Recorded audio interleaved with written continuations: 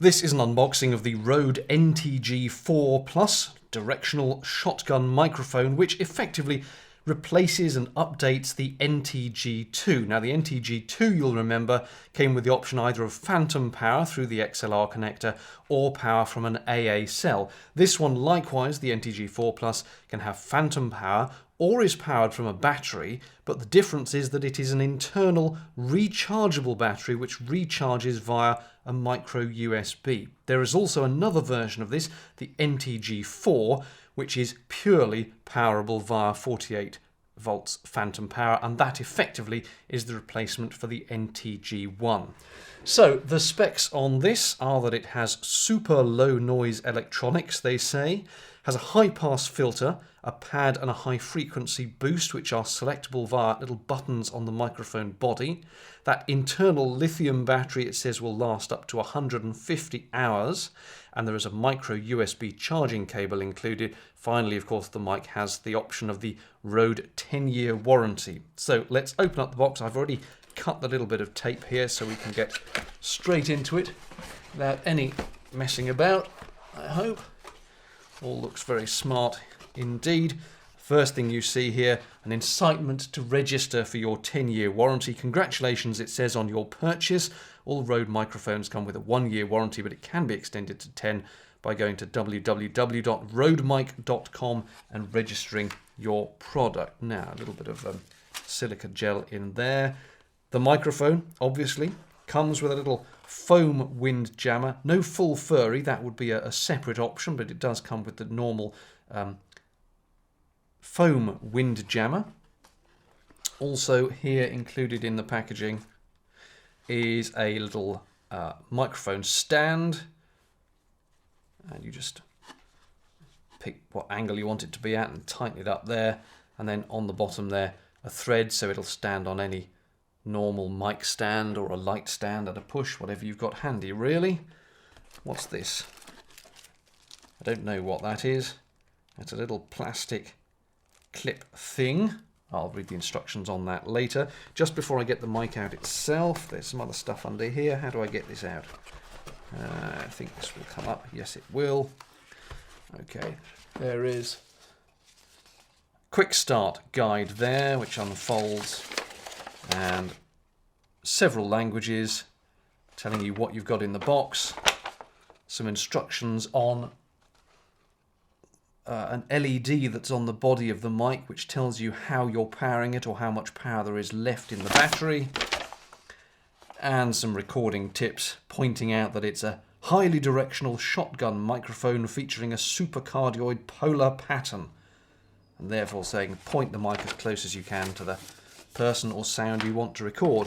Finally in the box here, that is the USB to micro USB, which you will use for charging the internal battery. Right, let's pop that back in there where it should be and get the mic out itself. Here it is. Actually quite short, considering it's got both, you know, the body and electronics of the microphone and a battery in it. That obviously is the front part, that is the microphone. On the bottom here you've got the XLR connector, and if you look carefully inside there you can probably just about make out the micro USB connector which you use to charge. If you're not doing that, obviously you can feed the 48 volts down the XLR cable. And then 3 buttons on it. The bottom button here is a power on off and also a minus 10 dB pad. Then you've got a low cut filter / high pass filter here, which should help cut out any unwanted sort of rumbling sounds, perhaps from wind noise or other handling noise. And then there's also a little high pass, well not high pass, but high gain addition. They had this on the Stereo Video Mic X, and the idea is that when you put a fluffy wind jammer on here, you might lose a little bit of the high frequencies, so pressing that button just adds a little bit of gain just to the high frequencies to compensate for that. So there it is, nice and short, lightweight, feels very solidly constructed. Not much else to tell you. I'll be putting some tests on the channel in the next few days, so make sure if you're not already a subscriber that you click that subscribe button. What I'll do now is I will just plug it in in place of the microphone I'm currently using, which is a Sennheiser ME66, which is my normal workhorse mic. I'll just plug this one in very quickly and you can have a listen to how it sounds in this, albeit less than ideal, recording environment that I'm currently working in. Stand by.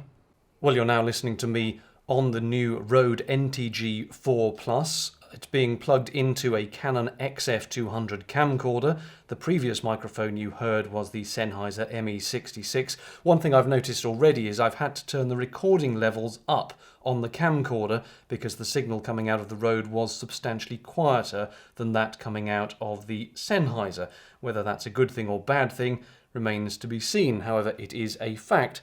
So this is the Rode. I have not got the 10 dB pad in, I haven't got the high frequency gain in or the low frequency cut, it's just straight out the box, and this is what it sounds like. Let's pop briefly back to the Sennheiser so you can compare that one. And this is the sound of the Sennheiser ME66 with a K6 powering module, although it's actually being powered by 48 volts phantom power from the camcorder. So once again, this is the Sennheiser. Now for interest in terms of size, here is the Rode NTG4 Plus sitting next to a Sennheiser ME66 with its K6 powering module.